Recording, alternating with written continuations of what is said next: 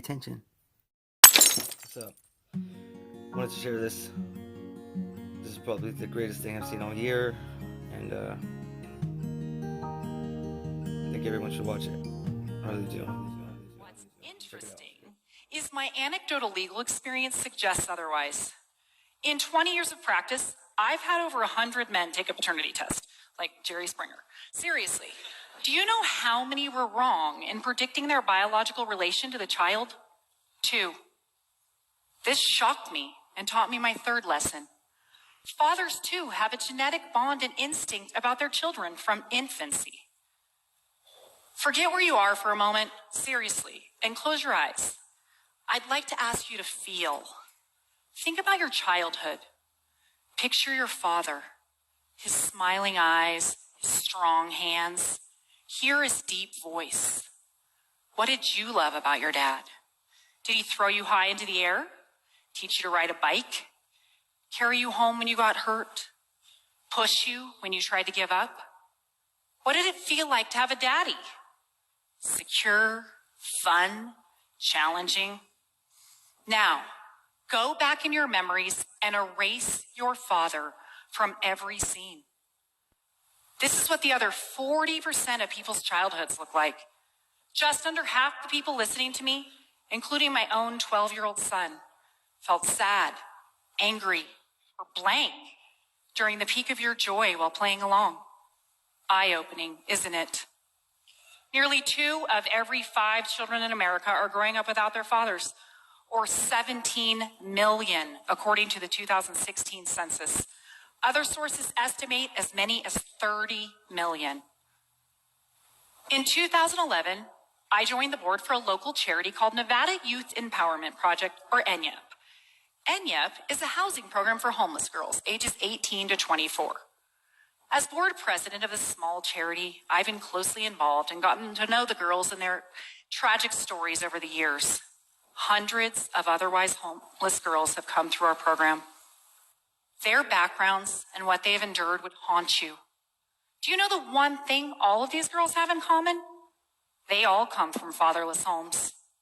Sadly, these girls aren't the exception. They're the rule. My fourth lesson about fatherhood came from the data.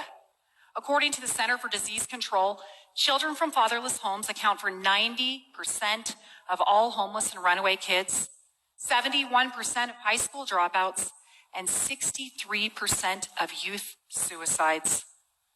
While you listen to me speak, you have to be wondering, what makes fathers so crucial? Honestly, the answer is complex and better explored by psychologists. What I can tell you is that the data unequivocally tells us fathers are vital, and yet laws and society undervalue their importance, making it harder for them to be in their children's lives. Even fathers underrate their own value. I know this data upsets a lot of mothers, me included. But advocating for fathers isn't about diminishing mothers. While children deserve both parents whenever possible, this crisis is specific to fathers. The occurrence of fatherlessness is epidemic. The effects are catastrophic, and the causes are male gender specific. Nearly 30 years ago, leading child psychologist Michael Lamb reminded us, fathers are the forgotten contributors to child development. Yet, researchers have found that children with involved fathers have stronger cognitive and motor skills, elevated physical and mental health, become better problem solvers, and are more confident, curious, and empathetic. Sadly, we've had this data for 30 years, and fatherlessness has only continued to rise during this time. The main contributors to fatherlessness are divorce and out-of-wedlock births. Every 13 seconds, someone in America gets divorced. That equates to almost 2.5 million divorces a year. Lucky me. Currently, more than 40%, or 1.5 million babies, are born out of wedlock each year in the U.S.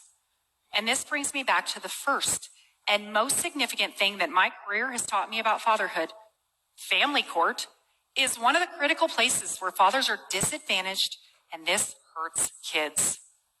Historically, this maternal preference was solidified in the tender years doctrine, which mandated custody of children under age 4 be awarded to mothers. This doctrine was in use until the 80s. As the laws progressed, visitation for fathers improved, but it took a lot of years before the law was finally gender equal. In fact, it wasn't until 2017 that Nevada finally adopted a presumption for joint physical custody. When I began my practice, and until 10 years ago, the best my father clients could expect was every other weekend visitation and maybe a dinner on the off week. While significant legal progress has been made, this long-standing bias against fathers still occurs in the enforcement of custody orders, in child support rulings, and it exists in paternity laws. All the while, the number of kids growing up without dads continues to rise.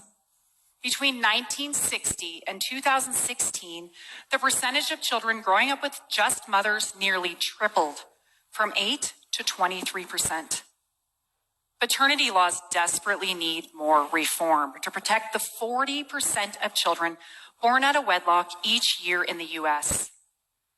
Right now, once custody has been ordered, it's illegal to remove a child from their father, usually a felony. But it's perfectly legal in all 50 states for a woman to conceal her pregnancy, leave the father's name off the birth certificate, and never tell him he has a child, ever. How is this not kidnapping? Just as horrible, a woman can knowingly list the wrong father on a child's birth certificate, deceive him, and a short while later, in many states, the wrong man becomes that child's legal father forever. He's obligated to a child that isn't his, and that child just lost their real father with little to no recourse. This is a betrayal of the worst kind, and the law not only allows it, it creates the opportunity. This is what we know. Every bit of data we have tells us children need their fathers. The law, its application, and society at large disfavor fathers. The law is improving, but the statistics are not. So, what can you do? We are the change makers, all of us. If you're a father, make the effort. Do everything you can to be in your children's daily lives. If you're a mother, encourage and facilitate the relationship between your children and their father instead of trying to interfere or control it. If you're a child, spend time with your dad. Ask him to do something. Seek his advice and guidance. If you're an employer, grant the fathers you employ the ability to be at their children's events, to help in their schools, to take sick days to care for their kids. If you work in the legal field, help us continue to progress, change the laws, and ensure that they're enforced to protect fathers and their children. The importance of this pursuit cannot be overstated. The fate of nearly half of America's children depends on it. I'd like to close by asking all of you to do one final thing. Please stand if you are able, or raise your hand. I'm serious, please. If you grew up without a father,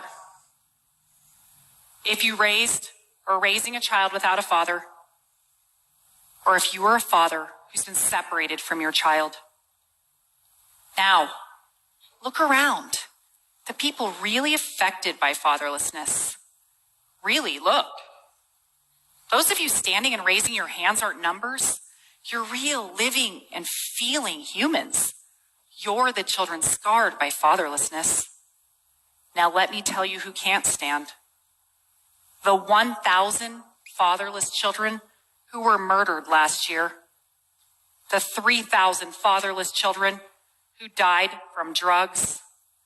The 3,200 fatherless children who committed suicide last year. And the 14,000 fatherless children who were incarcerated.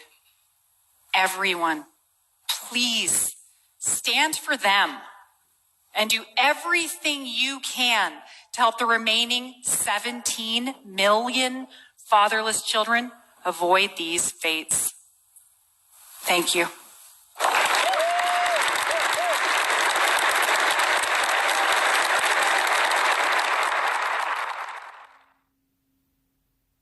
So,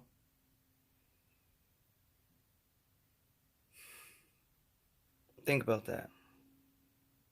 Really. Think about that.